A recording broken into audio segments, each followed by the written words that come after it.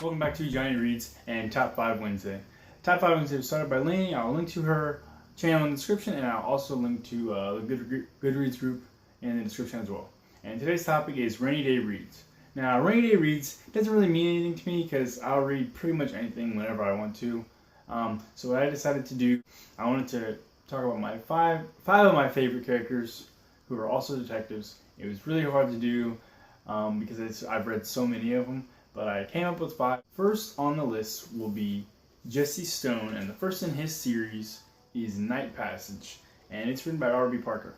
And the main reason I wanted to mention Jesse Stone, one day I went into my neighborhood Barnes & Noble, and I'm just looking through the mystery section, not really knowing what I wanted to buy. And I just happened to buy a book called High Profile. And to my knowledge, it was the first crime novel I ever read. And it was in the Jesse Stone series. And as soon as I realized it was in a series, I went back and started from the beginning and raced through the series as fast as I could. So Robert B. Parker is basically responsible for getting me into crime fiction, and so I had to mention Jesse Stone. And some of you may know Jesse Stone as Tom Selleck on TV. I've never really liked the TV movies that he's done, but you know, it's still cool to have it adapted. Second, a series that I started only because of Jesse Stone is Spencer, and the first in his series is the Goblin Manuscript. This, as far as the Spencer books goes, it's not one of the best ones in the series, in my opinion. It's still okay. But Spencer is a Boston PI, and he's funny, he's witty, but he's really, really smart. And he's a reader, which is great, I think. There's so many authors who have tried to write characters similar to Spencer. It's almost unbelievable, but it's great to see that people are paying tribute almost to a great character and a great author. Next, which I just made a video for him last week, so I'm not going to talk about him too much because the last video was all about him, but it is Harry Bosch, which is written by Michael Connelly, and the first book in his series is The Black Echo. There's a TV show on Amazon about him. You can go ahead and check out my last video. I'll put a link somewhere up here.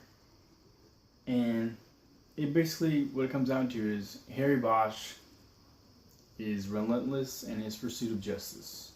He's an LAPD homicide detective. And that's all I can say about him. Next up, another series that I'm a little behind on. I think like 3 books now, but still one of my favorites. It's Alex McKnight. He's written by Steve Hamilton, and the first book in his series is A Cold Day in Paradise. Steve Hamilton is not the Michael Connellys of the world, the James Pattersons, the David Baldacci. He's sold a lot of books. Don't get me wrong, and I'm sure he's made plenty of money. But he's not someone who's sold 50 million books or 100 million books.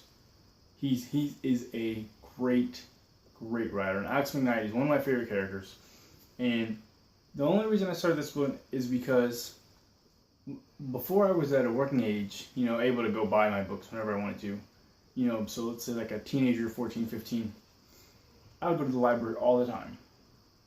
And one of the books I just happened to check out was A Stolen Season, which is by Steve Hamilton. It is an Alex McKnight series, but it wasn't the beginning.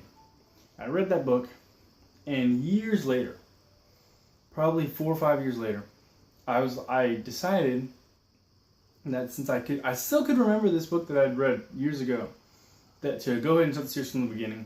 And I did that, and I immediately loved it.